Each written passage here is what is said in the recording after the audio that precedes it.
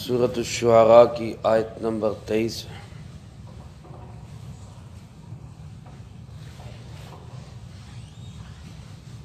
الحمد للہ وکفی وسلام علی عبادہ الذین اصطفی خصوصا علی سید الرسل وخاتم الانبیاء وعلى آلہ واصحابہ الاتقیاء اما بعد فاعوذ باللہ من الشیطان الرجیم بسم اللہ الرحمن الرحیم قال فرعون وما رب العالمین قال رب السماوات والأرض وما بينهما إن كنتم موقنين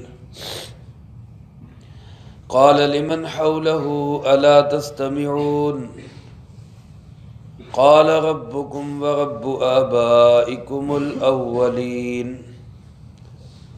قال إن رسولكم الذي أرسل إليكم لمجنون قال رب المشرق والمغرب وما بينهما إن كنتم تعقلون قال لئن اتخذت إلها غيري لأجعلنك من المسجونين قال أولو جئتك بشيء مبين قال فأت به إن كنت من الصادقين فألقى عصاه فإذا هي ثعبان مبين ونزع يده فإذا هي بيضاء للناظرين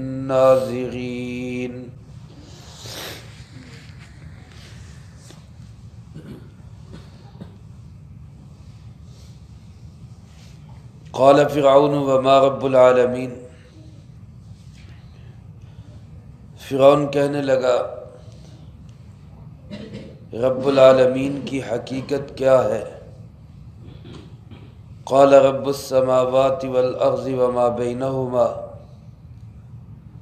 حضرت موسیٰ علیہ السلام نے فرمایا وہ رب ہے آسمانوں کا، زمین کا، وما بینہما اور جو کچھ ان کے درمیان ہے ان سب کا، ان کنتم موقنین اگر ہو تم یقین کرنے والے۔ قال لمن حولہ الا تستمعون،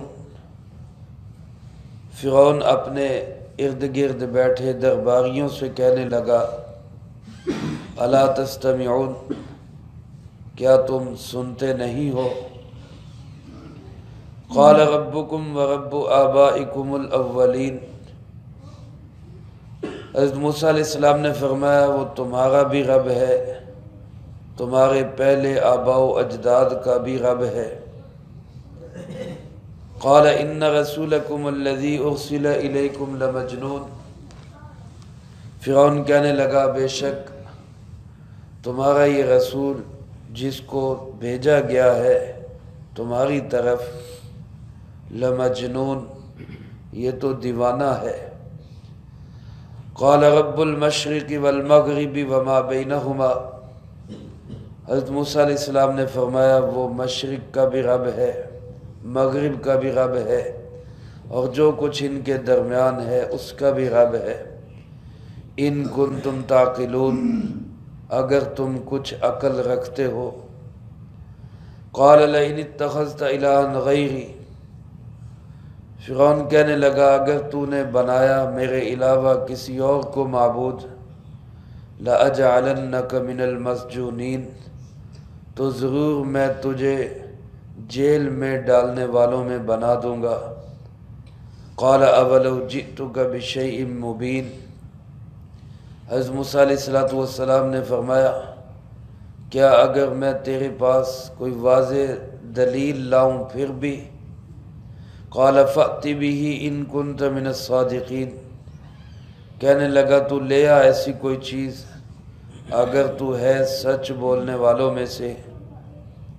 فألقى عصاه، تو موسیٰ علیہ السلام نے اپنی لاٹھی ڈال دی، فَإِذَا هِيَ ثُعْبَانٌ مُبِينٌ، اچانک ہی وہ ایک بہت بڑا اژدہا بن گئی۔ وَنَزَعَ يَدَهُ، اور اپنا ہاتھ کھینچ کے باہر نکالا، فَإِذَا هِيَ بَيْضَاءُ لِلنَّاظِرِينَ، تو یقیناً وہ روشن اور چمکدار تھا دیکھنے والوں کے لیے۔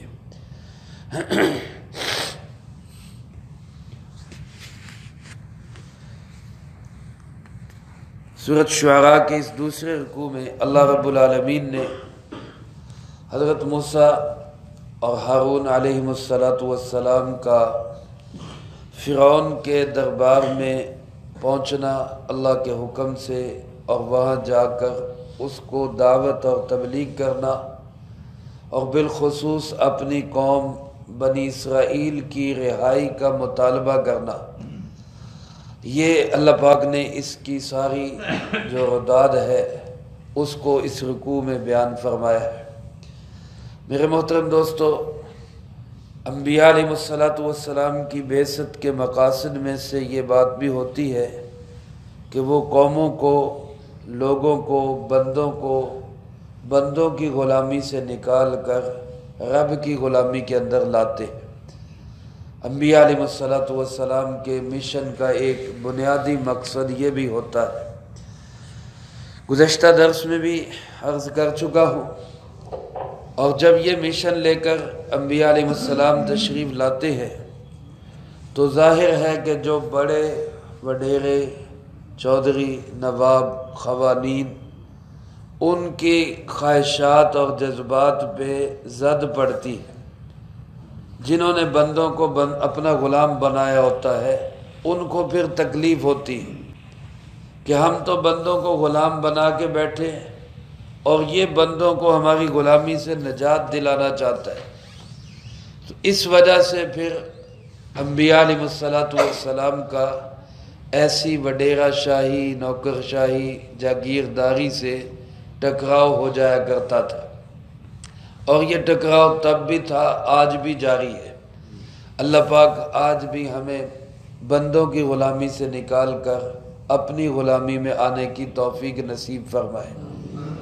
حضرت موسیٰ علیہ السلام نے اس ماحول کے اندر گفتگو جو فرمائی ہے وہ ہمارے لیے ایک بہت بڑا سبق بھی ہے کہ جہاں مخالفت بھی ہو وہاں بھی گفتگو کیسے کرنی ہے۔ آپ اس سارے ماحول کے اندر اگر آپ اپنے آپ کو دیکھیں کہ ہم وہاں پہ ہیں اور کیسی گفتگو ہو رہی ہے۔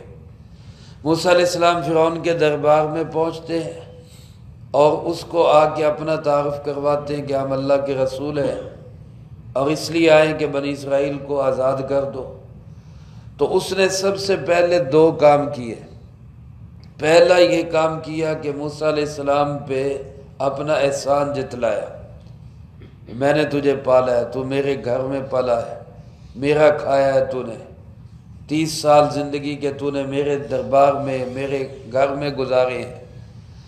دوسرا کام اس نے یہ کیا کہ موسیٰ علیہ السلام پہ ایک جو غلطی ہوئی تھی، کوتاہی ہوئی تھی، بھول کے ایک آدمی کا قتل ہو گیا تھا، اس کو یاد دلایا کہ موسیٰ علیہ السلام ڈر جائیں کہ بھائی فائلیں کھلنے لگی، کیس کھلنے لگیں۔ اب یا موسیٰ علیہ السلام نے اس ماحول میں سچائی اور صداقت کا دامن ہاتھ سے نہیں چھوڑا۔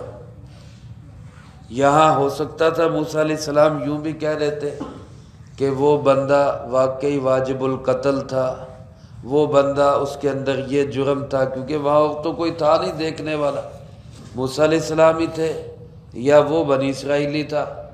تو موسیٰ علیہ السلام اس پہ کوئی بھی الزام لگا کر یہ ثابت کر سکتے تھے کہ میں نے جو کیا ہے وہ ٹھیک کیا ہے، لیکن اگر ایسا کرتے تو وہ انبیاء علیہ السلام والی صداقت پہ حرف آ جاتا، سچائی پہ حرف آ جاتا۔ اس ماحول میں بھی جب وہ قوموں کی آزادی کے لیے جا رہے ہیں اور فرعون کے بھرے دربار میں کھڑے ہیں، وہاں اپنی اس کوتاہی کا پہلے اعتراف کیا ہے۔ فعلتها، میں نے کیا تھا، یہ نہیں کہا میں نے تو کیا ہی نہیں، جھوٹ بول دیتے، نعوذ باللہ من ذالک، لیکن یہ ہمارے لیے ایک سبق ہے کہ جب کوئی آدمی ایسے میدان میں اترتا ہے تو پھر اس کو اپنی زبان بھی سچی رکھنی چاہیے، وہ اس کی زبان سے جھوٹ نہ نکلے کہ کل کو اس کو جو ہے آئینہ دکھایا جائے اور شیشہ دکھایا جائے تو اس کا سر شرم سے جھک جائے کہ میں نے وہاں کیا بیان دیا تھا اور اب میں کیا بیان دے رہا ہوں۔ تو موسیٰ علیہ السلام نے صاف اعتراف، بلکہ پہلے اس کا اعتراف کیا، فعلتھا، ہاں میں نے کیا تھا، لیکن انا من الضالین، میں نے جان بوجھ کے نہیں کیا، میں بے خبر تھا، میں نے تو ایک مکہ مارا تھا، مجھے کیا پتا تھا یہ مکے سے ہی مر جائے گا۔ تو یہ ایک بہت بڑی آج کے زمانے کے لیے ایک مشعل راہ ہے، ایک بہت بڑی ہدایت ہے موسیٰ علیہ السلام کی طرف سے۔ اور پھر اس کے بعد اس کی دوسری بات جو اس نے پہلے کہی تھی، اس کا جواب بعد میں دیا کہ میں تیرے دربار میں اگر پلا ہوں، تیرا خرچہ مجھ پہ ہوا ہے، تو اس کا سبب بھی یہی بنا کہ تو نے بنی اسرائیل کے بچے قتل کروائے، اس وجہ سے مجھے تیرے دربار میں اللہ کا بنایا ہوا پروگرام تھا، میں اس کے تحت تیرے دربار میں پہنچ گیا۔ بہرحال جب فرعون کسی طرح سے بھی موسیٰ علیہ السلام کو زچ نہ کر سکا اور کچھ نہ بن پڑا اور دباؤ میں نہ لا سکا، تو پھر بے بس ہو کے کہنے لگا اچھا بتاؤ وما رب العالمین، تم جو کہہ رہے تھے کہ میں رب العالمین کا رسول ہوں، تو اس رب العالمین کی حقیقت کیا ہے؟ ما رب العالمین، جو تم جس کو کہہ رہے ہو کہ ہم اس کے رسول ہیں، اس رب العالمین کی حقیقت کیا ہے؟ تو موسیٰ علیہ السلام نے اس کے جواب میں کیا ارشاد فرمایا؟ اللہ کی صفات بیان فرمائی، رب السماوات والارض وما بینہما، وہ آسمانوں کا بھی رب ہے، وہ زمینوں کا بھی رب ہے، وہ ساری چیزوں کا جو ان کے درمیان ہے، آسمان و زمین کے بیچ میں ہے، ان سب کا بھی رب کون ہے؟ اللہ رب العالمین ہے۔ ان کنتم موقنین، اگر تمہارا اس پہ یقین ہے۔ اب یہاں اگر منطقی اور فلسفی لحاظ سے سوچا جائے تو پھر سوال تو تھا فرعون کا اللہ کی حقیقت کے بارے میں کہ اس کی حقیقت کیا ہے۔ جب کسی چیز کی حقیقت کے متعلق سوال ہوتا ہے تو جواب بھی اس کی حقیقت کے متعلق ہی آنا چاہیے تھا، لیکن موسیٰ علیہ السلام نے اللہ کی حقیقت بیان کرنے کی بجائے اللہ کی صفات بیان کی۔ اس میں گویا اشارہ اس طرف کر دیا کہ اللہ رب العالمین کی حقیقت ایسی چیز ہے جس کو کوئی انسان جان نہیں سکتا، اللہ کی حقیقت کو کوئی پا نہیں سکتا۔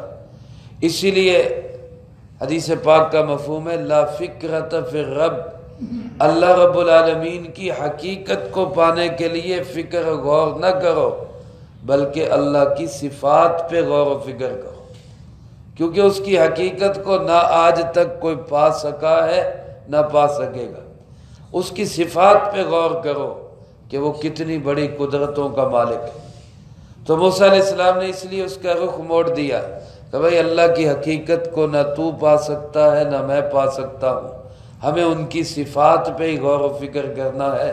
اور صفت اس کی یہ ہے کہ آسمانوں کا پالنے والا بھی وہی رب ہے، زمینوں کا پالنے والا بھی وہی رب ہے، اور ما بینہما، ان کے درمیان جو کچھ ہے اس سب کا پالنے والا بھی وہی رب ہے۔ ان کنتم موقنین، اگر تمہارا اس پہ یقین ہے، اگر تم مان لو تو تمہیں سمجھ آئے گی، نہیں مانو گے تو رب تو وہی ہے، اس میں کوئی فرق نہیں پڑے گا۔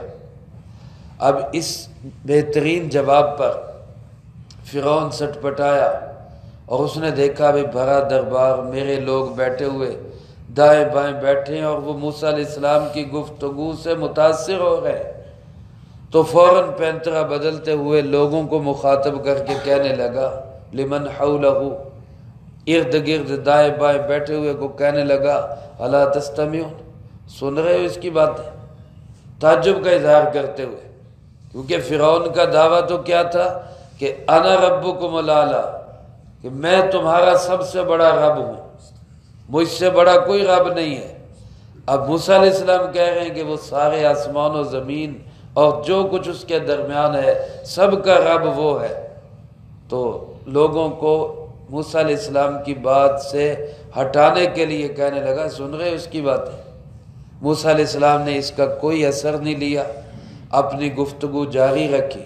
فرمایا ربکم، وہ تمہارا بھی رب ہے، ورب آبائکم الاولین، تمہارے پہلے آباء و اجداد کا بھی رب وہی ہے، صرف تمہارا نہیں، تیرے باپ کا رب بھی وہی ہے، تیرے دادے کا رب بھی وہی ہے، تمہاری ساری نسل کا رب وہی اللہ رب العالمین ہے۔ گویا اس میں اشارہ اس طرف کر دیا کہ جو رب ہوتا ہے وہ کسی کی اولاد نہیں ہوتا، جو رب ہوتا ہے اس کی آگے کوئی اولاد نہیں ہوتی، وہ تو سب کا خالق اور مالک ہوتا ہے۔ تیرا باپ بھی ہے، تیرا دادا بھی ہے، تو خود صاحب اولاد ہے، اور اولاد ہے بھی کسی کی، اور آگے تیری بھی اولاد ہے، تو رب کہلانے کا حقدار نہیں۔ رب کہلانے کا حقدار وہ ہے جو لم یلد ولم یولد، نہ کسی سے اس نے جنم لیا نہ اس سے آگے کسی نے جنم لیا۔ تو اس بات کو سن کر کہنے لگا ان رسولکم الذی ارسل الیکم لمجنون، تمہارا یہ رسول اور پیغمبر جس کو تمہاری طرف بھیجا گیا ہے یہ تو پاگل ہے، نعوذ باللہ من ذالک۔ اللہ کے نبیوں کو لوگوں نے مجنون کہا، دیوانہ کہا، پاگل کہا۔ خود ہمارے پیارے آقا جناب محمد کریم صلی اللہ علیہ وسلم کو بھی لوگوں نے اسی لفظ سے یاد کیا، تذکرہ کیا۔ میرے محترم دوستو، آج بھی جب کوئی آدمی یہ بات کرتا ہے کہ بھئی ساری کائنات کے نظام کو صرف کون چلاتا ہے؟ اللہ پاک، اور ہم سب محتاج صرف کس کے ہیں؟ اللہ۔ آج کی دنیا کو اگر کہا جائے بھئی چھوڑو امریکہ کو، چھوڑو IMF کو، چھوڑو ورلڈ بینک کو، اللہ کی ذات پہ بھروسہ کرو، تو وہ بھی کیا کہتے ہیں؟ یار کیا دیوانوں والی باتیں کرتے ہو، ان کے بغیر کیسے چل سکتے ہیں؟ ان کے بغیر کیسے چل سکتے ہیں؟ آج کی دنیا کو کہا جاتا ہے سودی نظام چھوڑ دو، بینکوں سے اگنور کرو، اعراض کرو، ہٹ جاؤ بینکوں سے، تو وہ بھی کیا کہتے ہیں کہ یار بینکوں کے بغیر کیسے نظام چلے گا؟ یہ دیوانوں والی بات ہے۔ آج کے لوگوں کو کہا جائے بھئی تجارت، سچائی، امانت، صداقت پہ چلاؤ، کہتے جی جھوٹ نہ بولیے، کام ہی نہیں چلتا۔ یہ کیسے پاگلوں والی باتیں کر رہے ہو کہ سچ بول کے سوداگری کرو، سچ بول کے تجارت چلاؤ؟ تو اللہ کے نبیوں کو بھی یہی کہا گیا کہ کیا پاگلوں والی باتیں کر رہے ہو کہ تمہارا بھی رب اللہ ہے اور ہمارے آباء و اجداد کا رب بھی اللہ ہے، کیسی بہکی باتیں کر رہے؟ گویا فرعون نے اپنے درباریوں کو یہ سمجھانا چاہا کہ اس کی باتوں میں نہ آنا، یہ تو دیوانہ۔ اب اللہ کے نبی کا اس کے مطابق رویہ کیا ہے؟ اس کا جواب نہیں دیا، فرعون کی اس بات کا جواب نہیں دیا کہ تو پاگل ہے، تو بے وقوف ہے، تو اس کو کچھ نہیں کہا، اپنی گفتگو جاری رکھی، اپنا پروگرام جاری رکھا۔ اور علماء فرماتے ہیں کہ دین والے یہی ہوتے ہیں، وہ لوگوں کی باتوں کو، تانوں مینوں کو زیادہ اہمیت نہیں دیتے بلکہ اپنا کام جاری رکھتے ہیں۔ چنانچہ موسیٰ علیہ السلام نے آگے گفتگو جاری رکھتے ہوئے فرمایا رب المشرق والمغرب وما بینہما، مشرق کا رب بھی وہی ہے، مغرب کا رب بھی وہی ہے، اور اس کے درمیان کا رب بھی وہی ہے، اگر تیرے خانے میں کوئی عقل ہے تو۔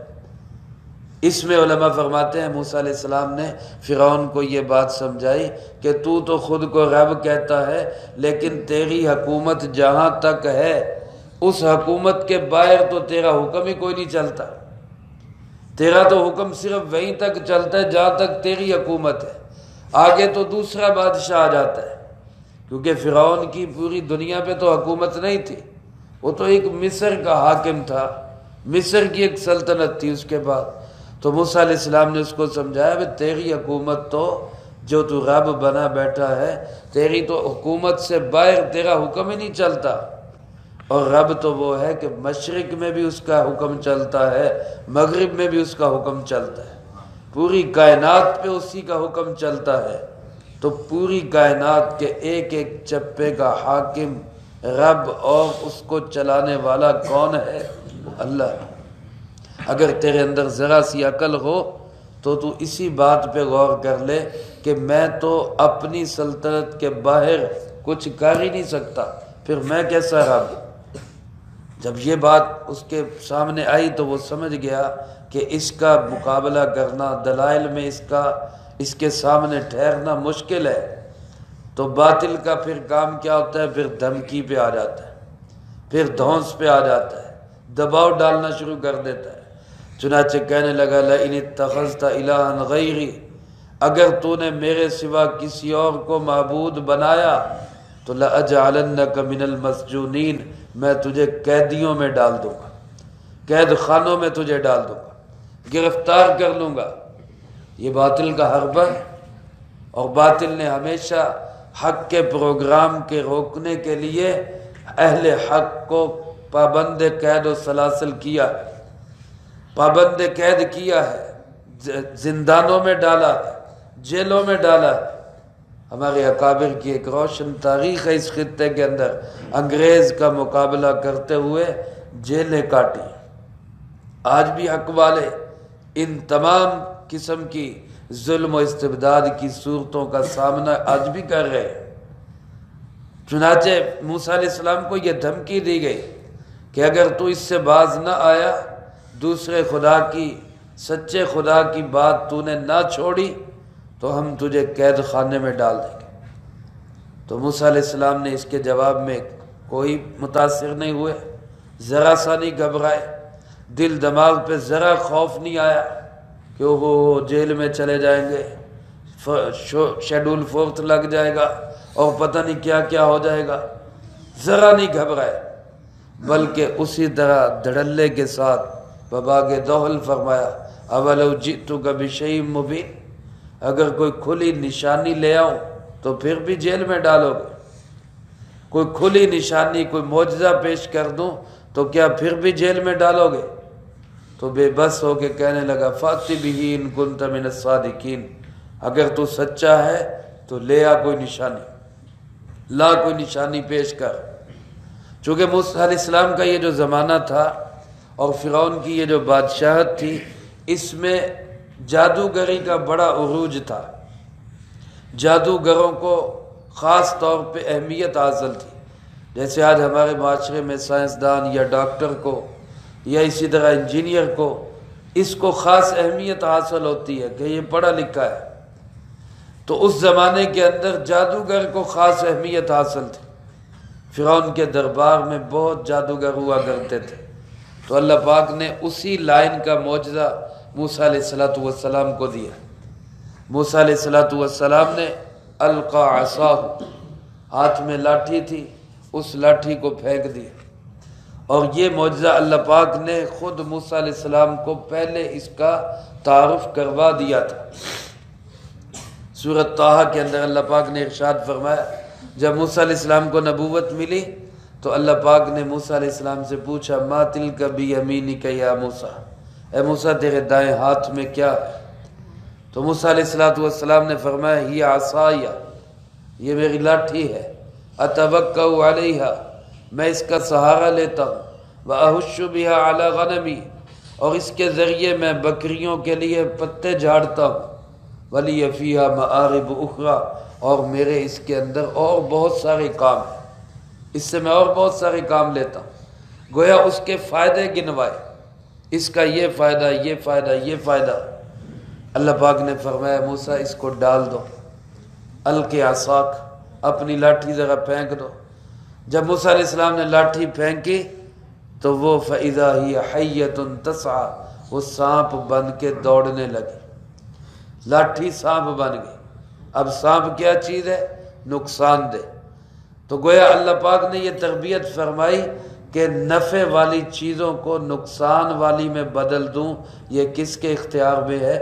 اللہ کے اختیار میں، میں جب چاہوں بدل دوں۔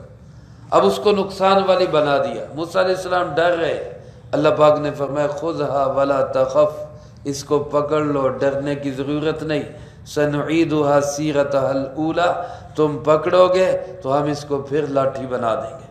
گویا نقصان والی چیز کو ہم پھر کیا بنا دیں گے؟ فائدے والی چیز بنا دیں۔ تو نقصان والی کو نفع میں بدل دے، نفع والی کو نقصان میں بدل دے، یہ اختیار کس کے پاس ہے؟ میرے اللہ کے پاس ہے۔